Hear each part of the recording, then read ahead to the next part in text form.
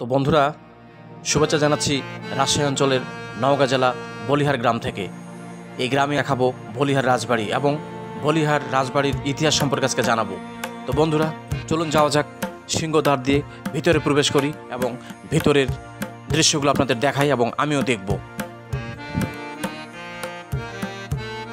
নওগাঁ জেলার অন্যতম বিখ্যাত জমিদার ছিল মোগল সম্রাট আওরঙ্গজেবের অধীনে নওগাঁ জেলার বলিহার এলাকার এক জমিদার জায়গিরি লাভ করেছিলেন। 1823 সালে জমিদার রাজেন্দ্রনাথ এখানে একটি রাজরাজেশ্বরী দেবীর মন্দির নির্মাণ করেছিলেন। তিনি মন্দিরের পিতলের তৈরি রাজেশ্বরী দেবীর একটি মূর্তি স্থাপন করেছিলেন। মূর্তিটি বলিহার সহ এই অঞ্চলের প্রসিদ্ধ ছিল। বলিহার জমিদার পরিবার প্রতিষ্ঠা করেছিলেন নিত চক্রবর্তী। সম্রাট আওরঙ্গজেবের কর্তৃক জায়গির লাভ করেন বলিহারের জমিদার এই এলাকায় নানা স্থাপনা গড়ে তোলেন, যার মধ্যে বলিহার রাজবাড়ি অন্যতম।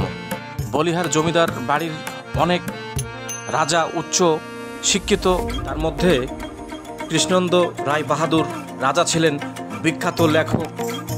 তার মধ্যে উল্লেখযোগ্য গ্রন্থাবলী হল রাজেন্দ্র গ্রন্থাবলী প্রথম ও দ্বিতীয় খণ্ড।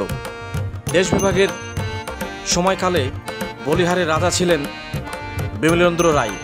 দেশ বিভাগের সময় জমিদার প্রথা বিলুপ্ত হলে বলিহারের রাজা বিমলেন্দ্র রায় চলে যান ভারতে। এরপর বলিহার রাজবাড়ি ভবনটি দেখভাল করেন রাজপরিবারের অন্যান্য কর্মচারীরা। বাংলাদেশ স্বাধীনতা যুদ্ধের সময় এবং পরবর্তীতে রাজবাড়ির বিভিন্ন নিদর্শন, আসবাবপত্র, জানালা, দরজা সহ বিভিন্ন সামগ্রী লুট হয়ে যায়। জনশ্রুতি আছে তৎকালীন মুঘল সম্রাট আকবরের সেনাপতি রাজা মানসিং বাংলার 12 ভূঁইয়াদের দমন করতে সৈন্য সামন্ত নিয়ে এই অঞ্চলের বলিহার পৌঁছান। সৈন্যবাহিনী দীর্ঘপথ অতিক্রম করায় ক্লান্ত হয়ে পড়েছিলেন। তাদের বিশ্রামের জন্যে এবং সেনাপতি মানসিংহের পাঠানো গুপ্তচরের মাধ্যমে 12 ভূঁইয়াদের খবর জানতে মানসিং এই রাজবাড়িটি এলাকায়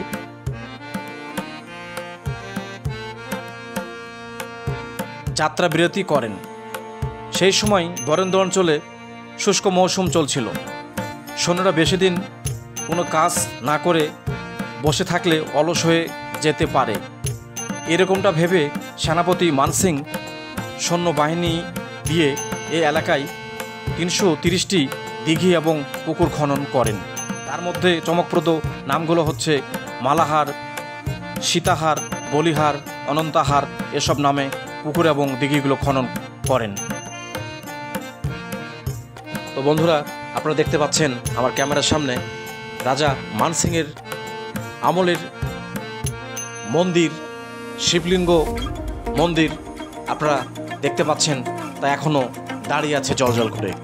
রাজা নেই, সেনা নেই, সৈন্য নেই, কিন্তু কালের আবর্তনে দাঁড়িয়ে আছে এখনও সেই রাজ আমলের এই রাজবাড়িটি। বন্ধুরা, তো বন্ধুরা দেখতেই পাচ্ছেন, আমার সঙ্গে থাকবেন। আমার চ্যানেলটি এইচবি ব্লগ মিডিয়া একটু আপনারা সাবস্ক্রাইব করে দেবেন বন্ধুরা।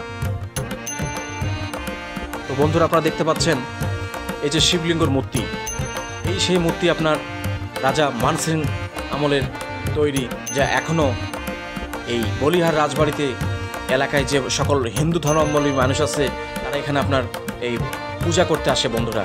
এবং এই মন্দিরের ভিতরেই এখনও কীর্তন হয় এবং আপনার তাদের ধর্মের যে কাজগুলো তারা এখনও এখানে পালন করে। রাজা নেই, কিন্তু রাজার পরিবর্তে এই এলাকায় যে হিন্দু মানুষগুলো আছে তারা আপনার এই মন্দিরের ভিতরে যে এখনও আপনার পূজা করে আসছে তা দেখতে পাচ্ছেন শ্রী শ্রী রাজেশ্বরী দুর্গা মন্দির বন্ধুরা। তো গেটে তালা দেওয়া আছে, তো ভিতরে প্রবেশ করতে পারলাম না। তো তালা যদি না থাকতো তাহলে হয়তো ভিতরে প্রবেশ করে আপনাদের দেখাতে পারতাম বন্ধুরা। এই হচ্ছে রাজবাড়ির বর্তমান চিত্র।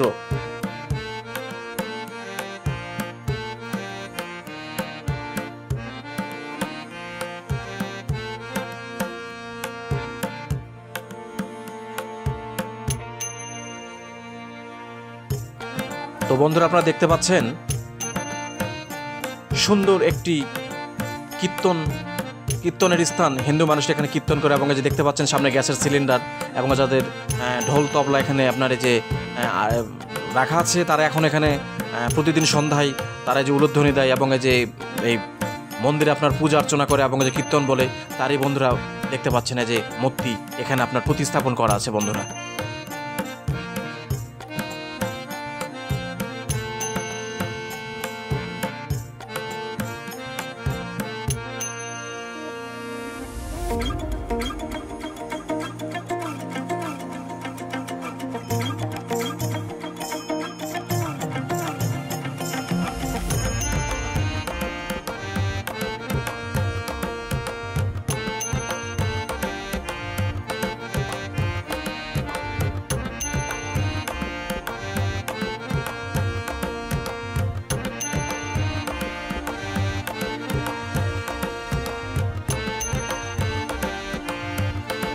তো বন্ধুরা, আপনারা দেখতে পাচ্ছেন রাজবাড়ির বাম পাশেই বলিহার দ্বিমুখী উচ্চ বিদ্যালয় প্রতিস্থাপন করা আছে বন্ধুরা।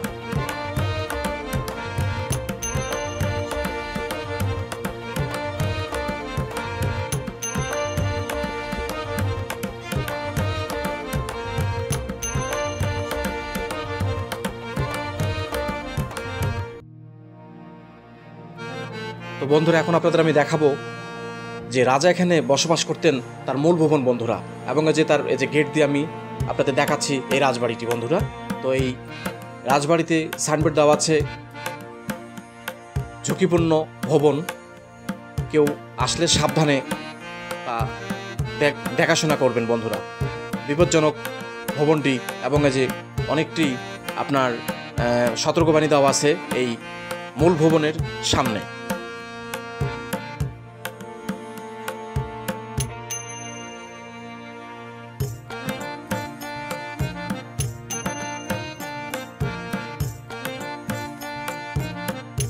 দেখতে পাচ্ছেন এই ভবনের ডান পাশে একটা বিশাল ফাটল দেখা যাচ্ছে বন্ধুরা। না জানে কোন সময় এই ভবনটি আপনার হেলে পড়ে যায়।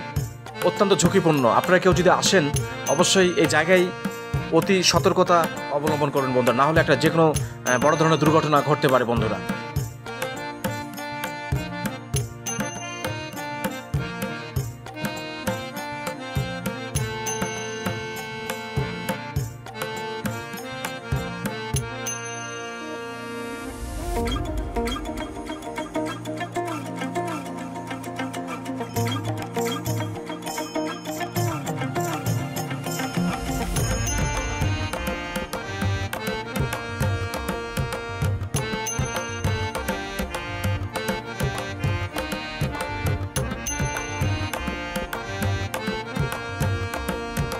তো বন্ধুরা, সবাই ভালো থাকবেন, সুন্দর থাকবেন, সুস্থ থাকবেন, এবং আপনাদের সামনে যেন আরও ভালো কন্টেন্ট উপহার দিতে পারি, এই বলে আজকের মতো বলিয়া রাজবাড়ি থেকে বিদায় নিচ্ছি। সবাই ভালো থাকবেন। আল্লাহ হাফেজ। আসসালামু আলাইকুম।